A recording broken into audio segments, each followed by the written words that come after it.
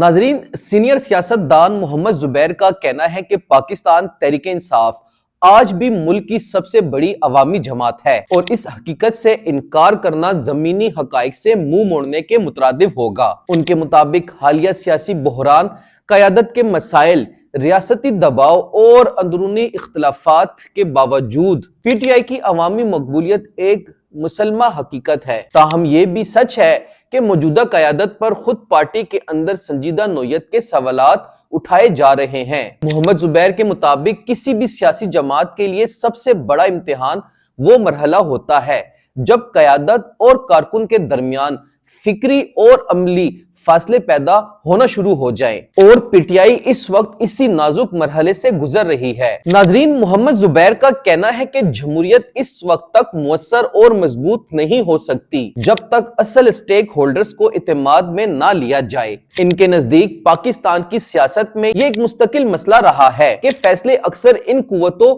یا حلقوں میں ہوتے ہیں جو براہ راست عوامی مینڈیٹ کے حامل نہیں ہوتے، جس کے نتیجے میں سیاسی عمل کمزور اور غیر مؤثر ہو جاتا ہے۔ وہ سمجھتے تھے کہ اگر ملک میں واقعی جمہوری استحکام مقصود ہے تو سیاسی جماعتوں، اداروں اور طاقت کے مرکز کو اس حقیقت کو تسلیم کرنا ہوگا کہ عوامی رائے اور سیاسی جماعتوں کے کردار کو نظر انداز کر کے پائیدار نظام قائم نہیں کیا جا سکتا۔ تحریک تحفظ آئین پاکستان جیسے پلیٹ فارمز کے حوالے سے بات کرتے ہوئے محمد زبیر کہتے ہیں کہ بانی P T I Imran Khan کی غیر موجودگی میں ایسے فورمز متنازع ضرور دکھائی دیتے ہیں کیونکہ پی ٹی آئی کی سیاست ایک مضبوط شخصیت کے گرد گھومتی رہی ہے۔ ان کے مطابق عمران خان کی عدم موجودگی میں پارٹی کے کسی بھی فیصلے، اتحاد یا سیاسی فورم پر شمولیت کو شک کی نگاہ سے دیکھا جاتا ہے، خاص طور پر پارٹی کے کارکن اور ہمدرد طبقے کی جانب سے۔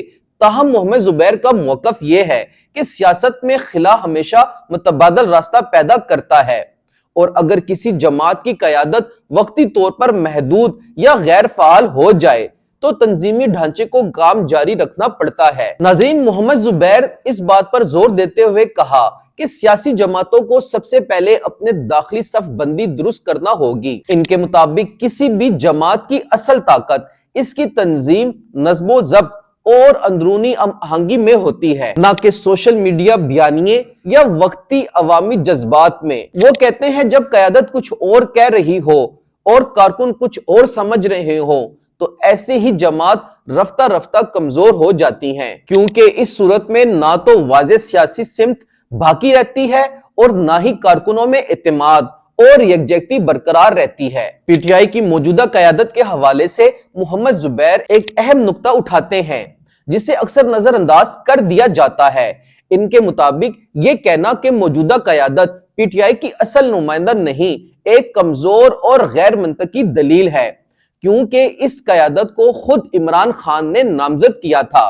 سلمان اکرم راجہ کو سیکرٹری جنرل بنایا، بیرسٹر گوہر کو چیئرمین مقرر کرنا، یہ تمام فیصلے بانی پی ٹی آئی کے اپنے تھے۔ محمد زبیر کے مطابق اگر آج انہی افراد کو غیر نمائندہ یا ناجائز قرار دیا جا رہا ہے تو اس کا مطلب یہ ہے کہ بالواسطہ طور پر بانی پی ٹی آئی کے فیصلوں پر سوال اٹھایا جا رہا ہے، جو سیاسی طور پر ایک پیچیدہ اور نقصان دہ رویہ ہے۔ وہ کہتے ہیں کہ اختلاف رائے جمہوریت کا حسن ہے، کسی بھی جماعت میں اختلاف ہونا کوئی غیر معمولی بات نہیں، مگر اختلافات کو انکار یا نفی میں بدل دینا سیاسی بلوغت کی کمی کو ظاہر کرتا ہے۔ محمد زبیر کے مطابق اگر پی ٹی آئی کی موجودہ قیادت کو مکمل طور پر الگ کر دیا جائے تو پارٹی کی آئینی اور آفیشل نمائندگی عملاً ختم ہو جائے گی۔ پارلیمنٹ، الیکشن کمیشن، عدالتی فورمز اور دیگر سیاسی plate form per P T I کی نمائندگی اسی قیادت کے ذریعے ہو رہی ہے، اور اس حقیقت سے آنکھیں بند کرنا خود پارٹی کو نقصان پہنچانے کے مترادف ہے۔ تحریک تحفظ آئین پاکستان جیسے فورمز پر شرکت کے حوالے سے محمد زبیر واضح کرتے ہیں کہ یہ شرکت پی ٹی آئی کی آفیشل پوزیشن کے تحت ہو رہی ہے، نہ کہ کسی انفرادی یا ذاتی فیصلے کے طور پر۔ ان کے مطابق سیاست میں بعض اوقات ایسے پلیٹ فارمز ناگزیر ہو جاتے ہیں جہاں مختلف جماعتوں کو مشترکہ نکات پر اکٹھا ہونا پڑتا ہے، خاص طور پر جب معاملہ آئین، جمہوریت یا پارلیمنٹ بالادستی کا ہو۔ وہ کہتے ہیں کہ حکومت پر دباؤ ڈالنا ہو یا آئینی معاملات کو اجاگر کرنا ہو، اپوزیشن کو مل کر ہی سیاسی فضا بنانا پڑتی ہے، کیونکہ انفرادی طور پر کوئی جماعت اس قابل نہیں کہ وہ مؤثر دباؤ قائم کر سکے۔ محمد زبیر اس بات کو تسلیم کرتے ہیں کہ تمام تر مشکلات اور اختلافات کے باوجود پی ٹی آئی کی عوامی قوت اور تنظیمی ڈھانچہ آج بھی بڑی حد تک موجود ہے، اور یہی وجہ ہے کہ یہ جماعت اب بھی ملکی سیاست میں ایک فیصلہ کن کردار رکھتی ہے۔ ان کے مطابق عوامی مسائل پر پی ٹی آئی کی حمایت میں کمی بیشی ضرور ہوئی ہے،